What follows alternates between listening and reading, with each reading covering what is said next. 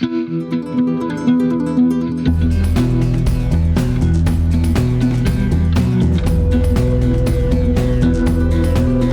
tal? Bueno, aquí estamos en Escenarios Educativos a punto de iniciar una conversación con alguien que ha construido puentes entre filosofía, educación, literatura, filosofía, educación. Puentes, diría, desde el pensamiento, la reflexión, la experiencia, la escritura. Y vamos a hablar justamente sobre qué es esto también de la conversación. Estamos con Carlos Escliar, autor de muchos libros de Noveduc. Le doy la bienvenida. ¿Qué tal? Hola Mirta, ¿qué tal? Muchas gracias, acá estamos. Un placer tenerte por aquí. Carlos, vos elogiás la conversación. ¿Es lo mismo conversar que dialogar? Perdón, yo estoy últimamente elogiando todo lo que vamos perdiendo. Hay una especie de elegía, de celebración, de admirar las cosas que el mundo parece estar abandonando. Uh-huh. Y la conversación es una de ellas, sobre todo en las grandes ciudades. Y desde ya que dialogar ha sido como el experimento de la conversación, ¿no? Dialogar Ajá. Ha sido como más allá de los atributos virtuosos que provienen de Freire y de todas las pedagogías críticas a propósito de una escuela dialógica, una relación dialógica con los estudiantes. Evidentemente yo creo que hay que hacer una diferencia porque después el diálogo ha sido como puesto dentro de un laboratorio, ¿sí? Uh-huh. Y entonces se han hecho como estructuras, leyes, reglas, patrones de en qué consiste un diálogo. En cambio, la conversación lo que tiene es que, entre otras cosas, no se sabe ni cuándo empieza ni cuándo termina, y entre otras cosas porque abandona los temas, uh-huh. Porque de alguna manera una conversación no tiene un tema preciso, uno no puede ceñirse al tema en una conversación, y además porque dura toda la vida, ¿no? Un diálogo parece más circunscripto a un contexto determinado, y la conversación es eso que llevamos en la memoria por toda la vida. Y fluye, ¿no? Por se eso interrumpe, como en este caso. También. Ahora, vos decís en un momento, y ya vamos a hablar de tu último libro, que la educación es conversación. Sí. ¿Por qué? Bueno, insisto mucho en eso.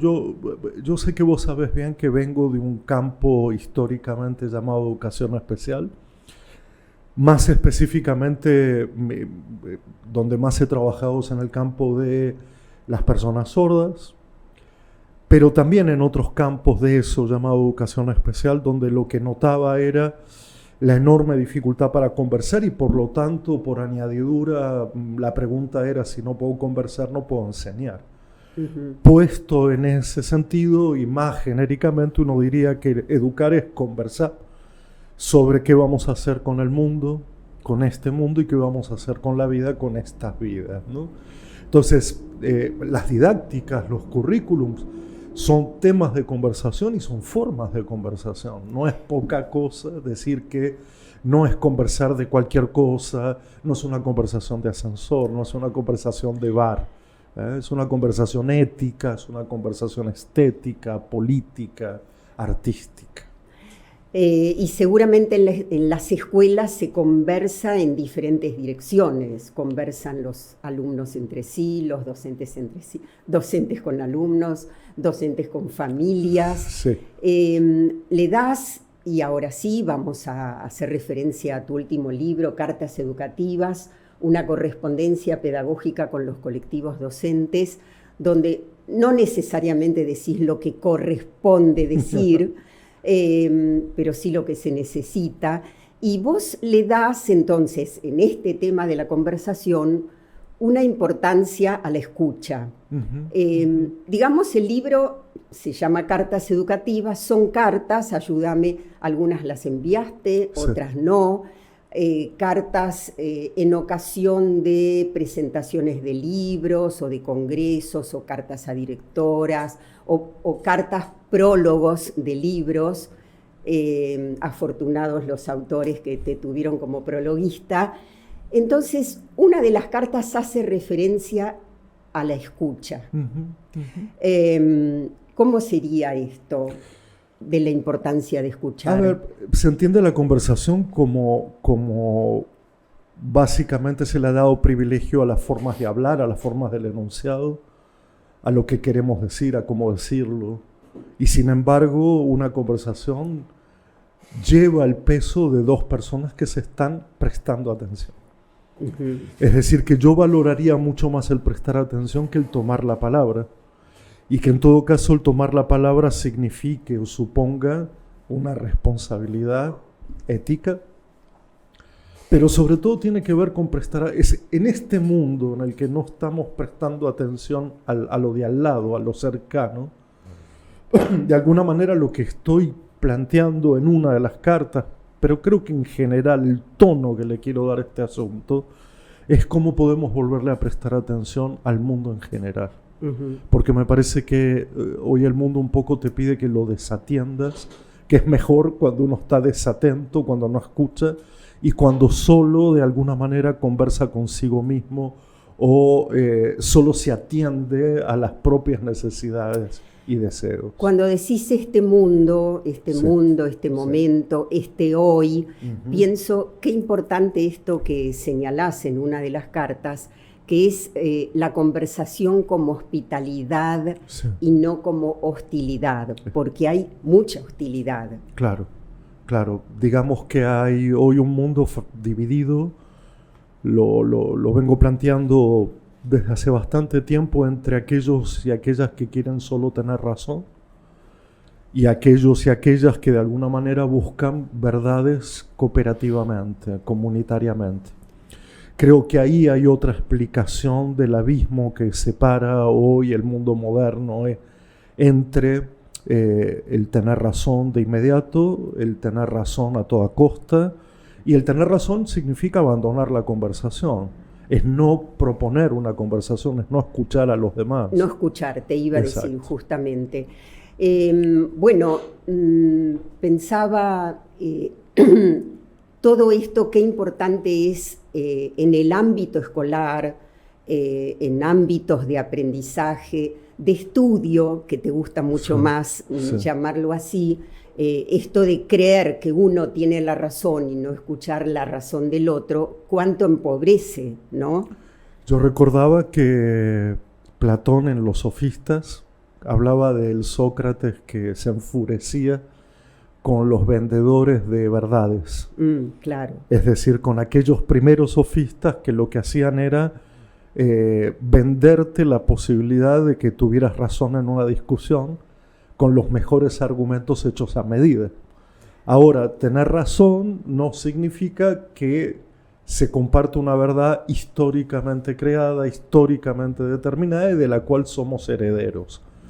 Entonces, en este sentido, yo creo que todavía hay verdades no personales, hay verdades colectivas que hay que sostener, que son verdaderas, son veraces y que tener razón no tiene ninguna importancia. No tiene ninguna importancia más allá de la satisfacción personal y fugaz de decir me he ganado una conversación o me he ganado un debate y que luego te queda como un rostro, sí, he ganado un debate pero he perdido la posibilidad de una amistad, de una hospitalidad, de una relación con otros.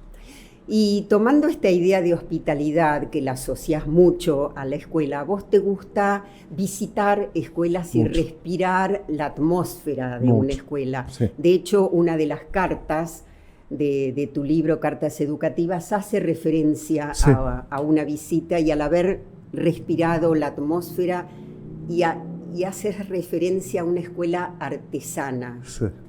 Esa era una escuela del Paraguay, de una ciudad muy curiosa llamada Areguá, que es una ciudad de artesanos. La mayoría de la gente se dedica a eso, y hay una escuela puesta dentro de un centro artesanal donde ya hay que pasar por la puerta ¿no? Como pasar por la puerta de una panadería o de una hilandería, ¿no? Que ya hay una atmósfera allí claramente determinada. Pero en general es siempre lo que hago, que es tratar de respirar una atmósfera y tratar de compartirla, de hacerla visible, para ver si esas grandes palabras que forman parte de lo que se llama la función social de la escuela, de verdad se respiran su forma. Hay atmósferas muy diferentes, ¿no es cierto? He visto y he sentido y he percibido y he olido y he escuchado de todo, y me he quedado corto en la descripción cuando digo hay atmósferas tipo shopping, hay atmósferas loft, hay atmósferas absolutamente igualitarias, hay atmósferas lúdicas, hay atmósferas artísticas, deportivas, hay atmósferas de lectura, o no las hay. Tensas, ¿no? Asfixiantes. Tensas, represoras, hay otras que son muy de conversación, como veníamos hablando. Alegres. Pero fíjate que en general es un registro que estaría desvalorizado por impreciso, ¿no? Yo he tomado la definición de atmósfera como centro de gravedad, como aquello que nos permite estar con los pies sobre la tierra. Si no hubiera atmósfera, no habría absolutamente respiración. Y en ese sentido creo que vale la pena, y en esto me dirigí a la directora de esa institución, a que pensemos un poco en las atmósferas, a que creemos atmósferas. Claro. Cuando vos haces referencia a la hospitalidad, también la relacionás con la igualdad. Sí. Y ahí ingresa una de las cartas sobre Freire, sobre quien reescribió de alguna manera Freire, a quien vos valorizás mucho. Totalmente. Esa carta es producto de un libro que escribió Walter Cohen, argentino, filósofo, que vive en Río de Janeiro hace muchos años, que me pidió el prólogo de su libro, que era una biografía filosófica, es decir, la primera vez que se encuadra Freire no solo en la pedagogía, sino también en su infancia, en los cimientos de cómo se crea una teoría pedagógica como la de él, una política pedagógica, y de verdad que todo lo que Freire inspira es la pregunta a propósito de esa igualdad a primera vista, de esa igualdad inmediata, de esa igualdad del aquí y ahora, y evitar que las promesas se vuelvan en contra, que las promesas... Por ejemplo, de inclusión. Claro, y se perpetúen en el tiempo, ya vendrá alguna vez, sobre todo cuando sabemos muy bien que algo que se promete, como el derecho, la igualdad, la inclusión, no se sostiene cotidianamente, se va a sostener sobre profundas desigualdades, sobre profundas exclusiones, de tal manera que esa inspiración particularmente, junto con otras lecturas y con otras prácticas, tiene que ver con cómo hacemos presencia de ciertas palabras tan trascendentes, pero tan pisoteadas al mismo tiempo, para que se vuelvan cotidianas y no queden en un registro inalcanzable, inabordable. Se gastan las palabras, se enferman, decía Cortázar. Se caen al suelo, decía Roberto Juarro, se pisotean. Se pisotean, tal cual. Volver a estudiar a Freire, sobre todo las nuevas generaciones de maestros, me recuerda un poco el tema del estudio, al que vos haces también mucha referencia, sobre todo cuando caracterizás la época. Y ahí se ponen en tensión muchas cuestiones. Una de ellas es el lugar que ocupa el estudio. ¿Cómo caracterizarías los aspectos que más te preocupan de la época, que está también en algunas de las cartas, y cómo impactan en la infancia y en la escuela esas características? Mira, primero me parece oportuno decir que cuando uno trabaja sobre el problema de la época y la relación con la educación, es muy habitual hablar de las nuevas generaciones. Y no es tan habitual la mirada sobre uno mismo o la mirada sobre nuestra propia generación. Más específicamente, tratar de detallar no si las nuevas generaciones son de tal o cual modo, producto de una naturalización que no se sabe cómo existió, sino más bien que hemos ido abandonando como responsables de la educación nosotros como generación. A mí lo primero que me preocupa del estudio es que hemos abandonado nosotros el estudio. No es que los chicos no estudian, no es que los chicos son los que no leen, no estudian, no se preparan. Es que quizá nuestras instituciones no son, o no lo son totalmente, porque hay muchas que sí lo son, esas atmósferas de estudio o esas comunidades de pensamiento que hacen lo que dicen que desean que las nuevas generaciones hagan. Es decir, no hay nada más simple y nada más complejo que crear una atmósfera de lectura para decir después si los demás, dada esa atmósfera, leen. Ahora, si no hay esa atmósfera en quienes somos responsables de educar, bueno, el atribuirle a los demás que son distintos, sí, que han nacido de otra manera, que el mundo los ha convertido, es un poco quitarse de la responsabilidad. Sí, en relación al estudio y la lectura también se acomodan argumentos del tipo de, bueno, ahora se lee diferente porque se lee en otros formatos. Bueno, es para pensar, Mirta, si eso es lectura, ¿verdad? La discusión sobre eso es bien interesante, porque una cosa es decir que hay otros modos, que se ha transformado, otro es decir, todo esto ha mutado, y otra cosa es decir que hay ciertas prácticas que han desaparecido directamente. Por otro lado, no seamos ingenuos, las formas actuales determinan los modos en que hacemos las cosas. No es que elegimos las formas. No es tan sencillo como para decir yo elijo la forma. No es la forma la que me elige a mí. Y en eso hay que tener mucho cuidado porque las formas sí que determinan estilos de lenguaje, formas de relación. Por ejemplo, solo para dar un pequeño ejemplo, yo ahora estoy discutiendo mucho la idea de narrar, de narración, que es un tema que no estoy inventando nada, ¿no? Pero como la conversación, también quisiera recuperar lo narrativo. Y fíjate que lo que predomina es la forma micronarrativa y sobre todo visual. Entonces, que no se diga que uno determina naturalmente las formas de narrar. Hoy hay una determinación de un formato por sobre la narración.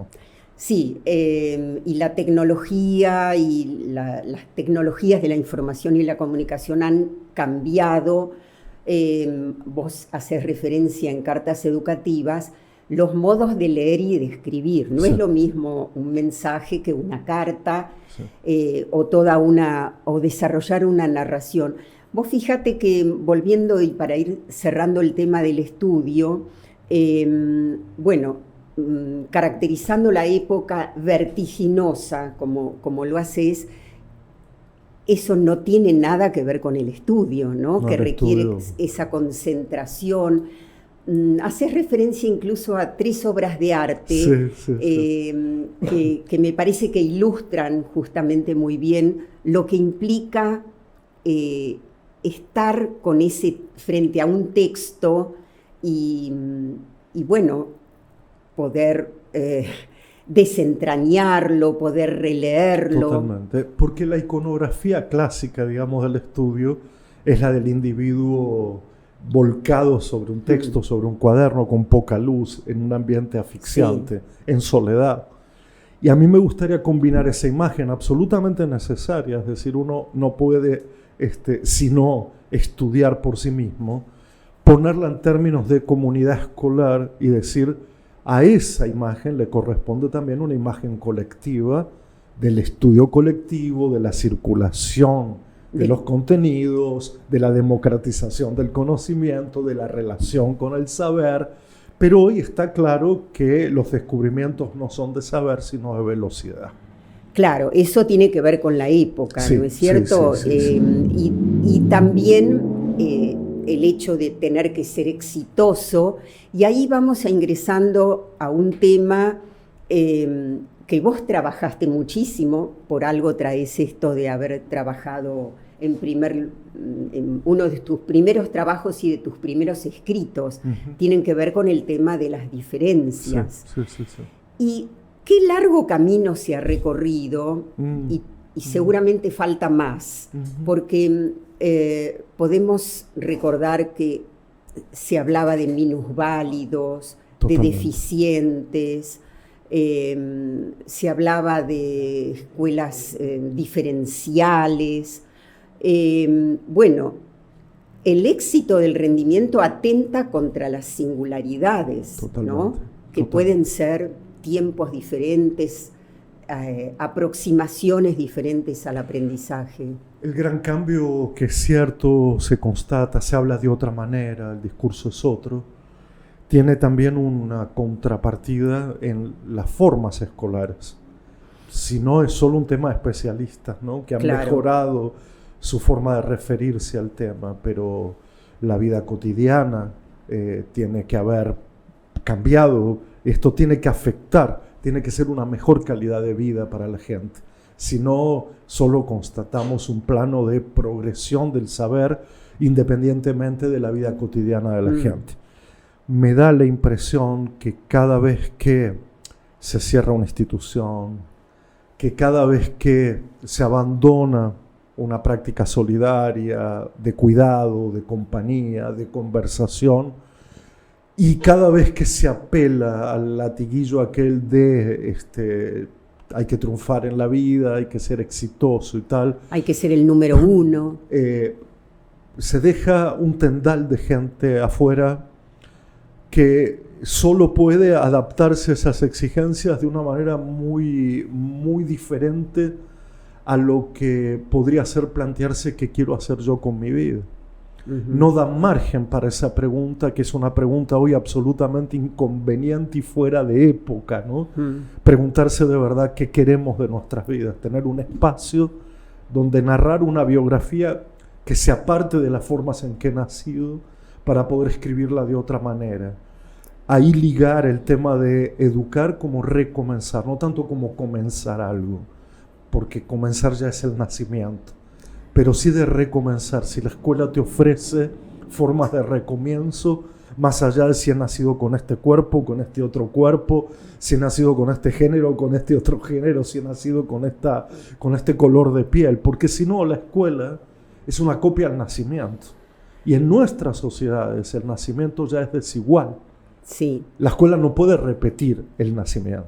Y no puede, como señalás en una de las cartas, dejar a nadie librado a su suerte. Eso, muy, muy de Hannah Arendt esa idea, ¿no? Muy de volver a un escrito de una filósofa que decía cuánto educar tiene que ver con amar a los demás para no dejarlos librados a sus propios recursos, a su propia suerte. Educar no tiene nada que ver con la suerte, nada que ver. Es todo lo contrario que la suerte, diría uno, ¿no? No puede depender del azar, de mirar el maestro que te ha tocado, la maestra que te ha tocado, o por suerte vivo en este barrio y entonces tengo esta escuela. El sistema educativo no depende de la suerte. El sistema educativo es una organización social, cultural y político que lo que te permite es cambiar de suerte, en todo caso. Y que todos tengan suerte. Y que todos tengan suerte. Bueno, decíamos características de la época.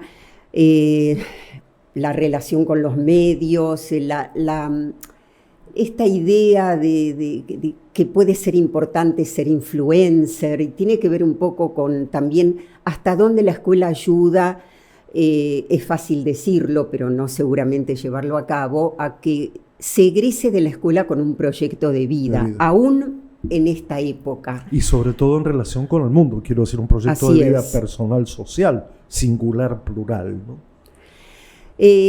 Cuando la lectura y la escritura se desarrollan en la escuela, muchas veces decimos que se escolariza. Sí.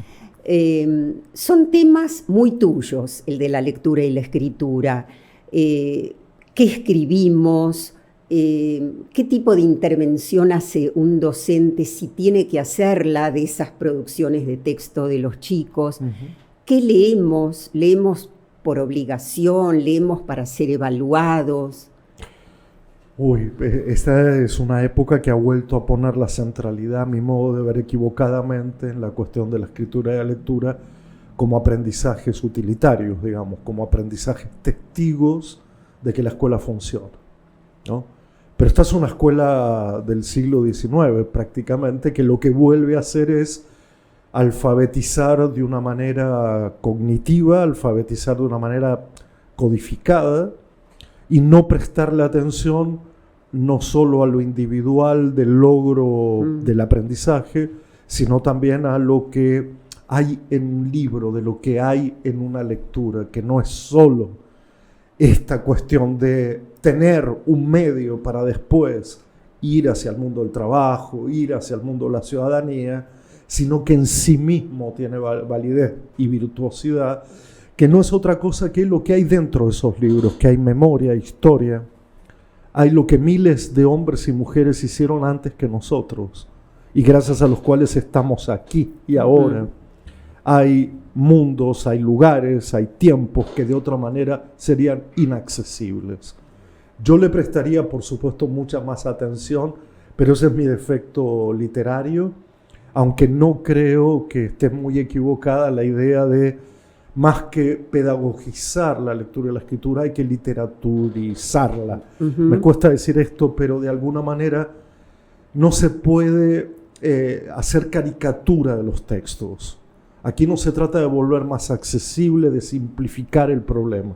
Aquí de lo que se trata es, la lectura es ardua, la lectura es compleja, no sabemos qué tipo de experiencia nos va a provocar. Ese eslogan de la Feria del Libro de tantos años, de leer es un placer, pero es un flor de trabajo. No sé, sí, yo he encontrado placer en algunas lecturas, pero también he encontrado tantas otras cosas. Claro. He encontrado respuestas a preguntas que todavía no había sabido formularme. He encontrado pistas para ir a otros libros.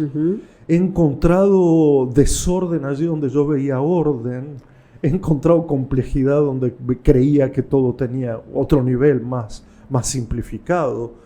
Y todavía no sabemos todo lo que hay en los libros, ¿no? Lo que sí sé es que producir una ruptura con lo que hay en los libros, y estoy hablando de los libros incluso físicamente, incluso materialmente, estoy hablando del objeto libro, es como renunciar a una larga historia que va más allá de la imprenta y va más allá de eso, y que yo recupero escribiendo cartas, porque lo primero que digo es, escribo cartas porque esto es del siglo VI a.C.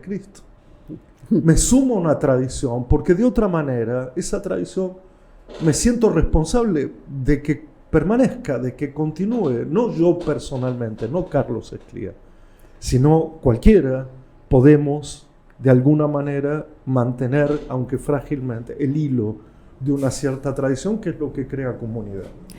Le dedicas en Cartas Educativas tiempo a hablar sobre la lectura, sobre la escritura, cómo hacer para que la lectura apasione aún dentro del ámbito escolar. Totalmente. Cómo leer en la escuela para seguir leyendo toda la vida. Sí. Pero también esto tiene que ver con qué pasa con las bibliotecas, si hay lecturas obligatorias, si los alumnos pueden elegir, si los docentes leen. Claro, yo soy más de hacer, digamos, el privilegio para mí está en crear comunidad lectora. Antes hablábamos de la atmósfera que se puede transmitir, un lugar en donde cualquiera puede sentirse a gusto para sentarse a leer, para pedir un libro, para comentar la lectura con otros, de una manera organizada, de una manera secuenciada, de una manera privilegiada. De tal manera que yo diría que en primer lugar hay que revisar la idea de si las escuelas son o no son, porque quizás no lo sean más, o quizás nunca lo hayan sido, Mirta, no lo sé. Comunidades de pensamiento para que se piense, comunidades de lectura para que se lea, o comunidades de juego para que se juegue, o comunidades de dibujo para que se dibuje, o comunidades de ciencia para que se experimente. Ser esas comunidades, y hasta que no lo seamos profundamente, yo no sé si atribuir el efecto de que no se aprende ciencia, juego, lectura, es producto de la época. Claro que no niego que la época es bárbara, en el sentido de barbarie, de una nueva barbarie. Pero la escuela podría crear microclimas. Yo soy de la idea que la escuela no puede solo adaptarse a las exigencias epocales. Al contrario, la escuela puede insistir en sus tradiciones. La escuela puede resistir los embates de la época. La escuela puede desistir de hacer lo que la época le dice que hay que hacer. Y la escuela puede proporcionar a los individuos y a las comunidades otra idea de tener educación, que no sea tener éxito en la vida, tener empleo, aunque no sea lo que uno busca. Para eso se necesita docentes autónomos en su accionar, y que, bueno, confíen en poder manejarse con libertad también. Cartas educativas es un género, las cartas son un género intimista, abandonado, reemplazado por mails en el mejor de los casos. Pero también pensaba, hubo una época en la que los géneros eran compartimentos estancos. ¿Sigue siendo así?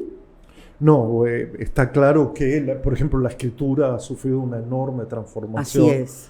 Y ahí donde uno ve una novela hay un ensayo, y donde uno ve un ensayo hay una novela, y donde uno ve poesía, tal vez no sea esa poesía que uno esperaba, sino una especie de crónica de la realidad, o allí donde uno ve una crónica, tal vez lo que esté viendo sea una propuesta poética política. Es decir, yo creo que hay la época es más de expresionismo y no tanto de buscar la forma determinada en que esa expresión pueda ser revelada. Ahora, yo conservo todavía un interés por sostener primero una demorada elaboración de qué quiero contar, para después entender qué forma me ayudaría a encontrar ese modo. Y en ese sentido creo que hay textualidades diferentes. ¿Por qué esta vez cartas y no, qué sé yo, ensayos o mantener los prólogos tal como los había hecho? Primero, para defender una forma del lenguaje más demorada, más rumiante, ¿no? más lenta, más especulativa. Segundo, porque quiero dirigirme a alguien concreto, que además reparo una experiencia que quedó en mí, pero que tal vez también sea bueno o no, que quede en otro. Y me parece además que hay como una defensa y un elogio a quitarnos de la brevedad, porque hay cosas que necesitan tiempo, que necesitan espacio para poder decirse. Entonces creo que ese fue el encuentro que tuve con las cartas, independientemente del hecho de que nací en una atmósfera en donde mis abuelos paternos escribieron durante 5 años cartas todos los días, de ida y de vuelta durante 5 años. Y hay mucha gente que cuando leyó el libro dice, recuerdo también, o voy a escribir una carta porque evidentemente no lo puedo decir de otro modo. Pero ¿no? También quienes escribieron esperaron respuesta en una época en la que tiene que ser todo ya. Sí. Pero las cartas había que esperarlas. Hay que esperarlas y hay un rescate que quiero hacer. El género epistolar creció, sobre todo en los periodos donde lo humano estaba en riesgo, estaba en juego. Más se escribieron cartas en épocas de guerras, en épocas de exilio, en épocas de nomadismo. Eso quiere decir que el género tiene algo de particular a diferencia de otras formas de la transmisión de mensajes. Seguro.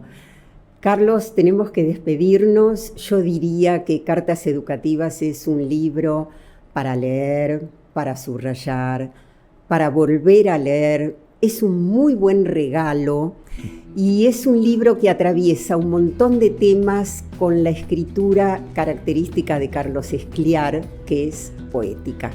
Gracias.